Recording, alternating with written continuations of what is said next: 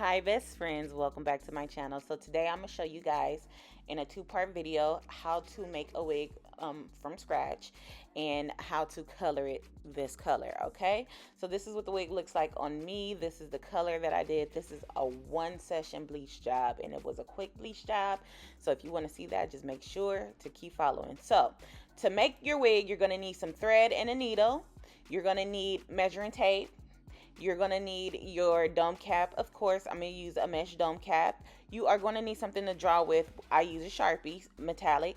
Some scissors, okay? You're going to need an assortment of clips and combs, maybe. And you're going to also need your blockhead. So I have different ones. You need the measuring tape to measure your hair so you can purchase the good blockhead for you. You're also going to need T-pins. This is a wig stand. This is a heavy duty one, and I'm going to show you a light one. The heavy duty one is about $75. The light one is about $20. I definitely, if you're serious about wig making, I would definitely say invest in the $75 ones, and I usually use the $20 ones for displays. And you're also, of course, going to need your sewing machine. I like to use my Singer heavy duty. I will have that link down below if you're interested. And you're going to need the hair, of course. This is from Afsister. They sent me 3 bundles of 24-inch and a 13x6 frontal, okay? And this hair was very silky and nice, and it was HD lace, and it was just so nice. So let's get to wig making.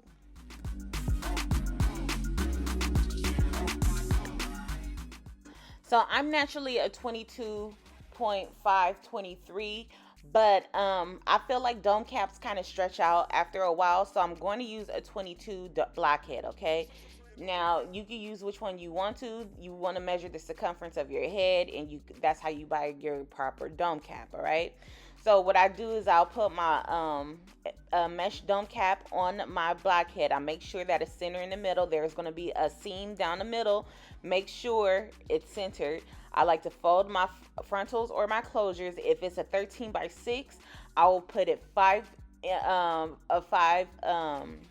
inches back instead of 6 inches back, because you want that 1 inch in the front. Okay, so if it's a 13x4, you want to put it 3 inches back, and you want to leave 1 inch in the front. Okay, so you get what I'm saying? So I pin it down, make sure it's flush and flat. I'm going to clip the hair out the way so I could go ahead and tack this down with the thread. All right, so this part does not have to be super neat of you sewing this down, because you are going to go through it with your sewing machine. Okay, now if you want a super detailed video of this, I will definitely do that for you guys. It's been a while. I think it's been like 3 or maybe 4 years since I did my series of how to make wigs, and you guys loved it. So I haven't did that in a while. I actually haven't made wigs in a while. Like, all the wigs that I've been getting have been pre-made. So it was very refreshing to actually get back under my sewing machine and like just creating a wig from scratch. And as you can see, I already got my guidelines on there.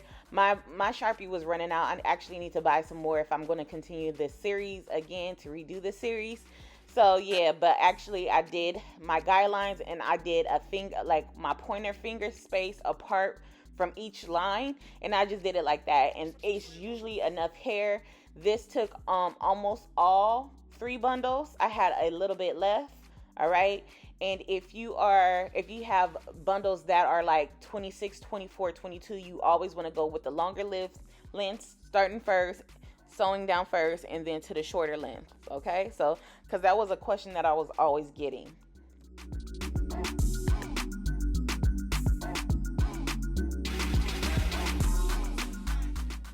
And you definitely want the guidelines on your dome cap, because it's going to help you sew when it comes time to it. So I'm showing you my finger space between all the tracks, and then I do a seam track and connect a track with the frontal. So in order to save time, to work smarter not harder, I'm gonna double my wefts. Some people know how to just go ahead and sew without doubling their wefts. I like to double my wefts first. It just gives me a little bit more security and making sure that everything comes out super neat. So I'm going to put my wefts on top of each other, and I'm going to just feed it through the sewing machine. And now do this for all 3 bundles.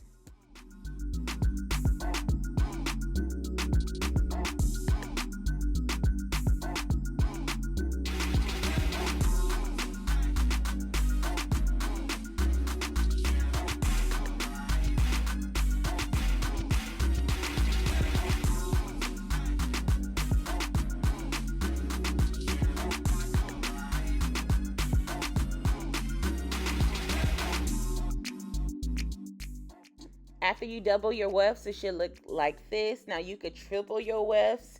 You could do this as many times as you want to, depending on how many bundles you want to add to your wig, okay? So now you want to take your dome cap that has your frontal sewn on there, and you want to just start feeding the bundles onto the dome cap, all right? So I'll put it on the first row.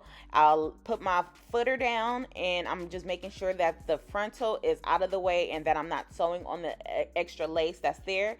And I will sew, and I'll start sewing, and then I'll back stitch to just make sure that it's locked in, and then I'll front stitch, and I'll keep going until I get to the other side, and then I'm gonna back stitch again to make sure it's locked in, and then I'm gonna forward stitch. I'm gonna remove the hair and cut off the strings that's on there, and then cut off the excessive weft, and then boom, you got your first track on your wig, and it should be super neat. All right, now if you want to know my settings and everything that's on my sewing machine, let me know that also. I could definitely do a video about that as well.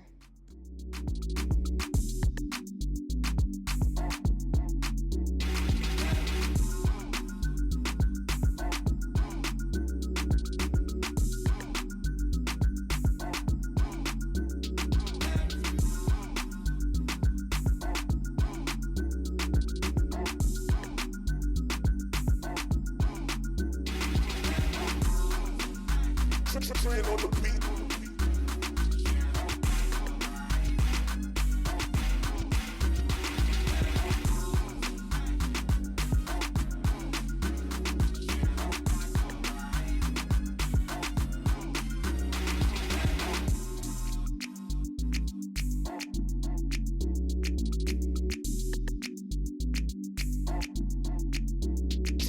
On the beat. I've gotten to the part of wig making where literally sewing takes me about 15 minutes. And I actually love that, because I used to hand sew my wigs and it would take me like 2 hours. But this is what she's looking like after being like halfway done. So I'm gonna go ahead and add another bundle. So this is where the seam track goes. So I put it from the beginning of where the frontal starts on the dome cap, and I just drape that track across, and I'm connecting it to the frontal, the edge of the frontal, so the whole wig could be connected and it won't fall apart or anything like that. That's the reason why I said that quick stitch where you're putting down your frontal doesn't have to be super neat, because you're going to end up going over it with your sewing machine like I'm doing right now, and it's going to look super neat at the end once you cut it off. So it's going to look like that. And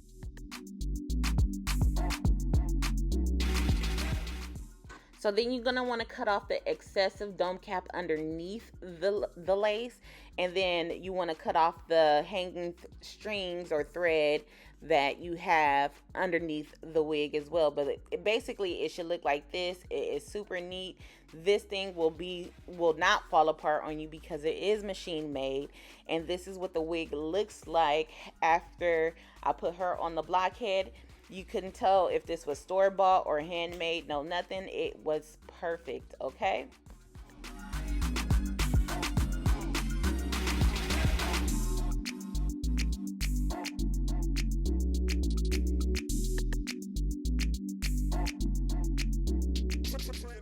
So yeah, I'm starting my series back on the new tricks that I found out when it comes to wig making. And if you're interested, make sure you follow and subscribe, okay? Make sure you are giving this video a thumbs up so I could continue making content for you guys. And yes, make sure if you are interested in the color of this video, I will be uploading it next. So make sure you have your post notifications on so you can definitely receive that video, so you can see exactly what I used to receive this color. Everything I use will be in the description box, so just make sure you look there. And the hair that took this color and made this wig look silky and bomb is also in the description box, okay? So until next time, bye best friends, and remember, look out for the second video.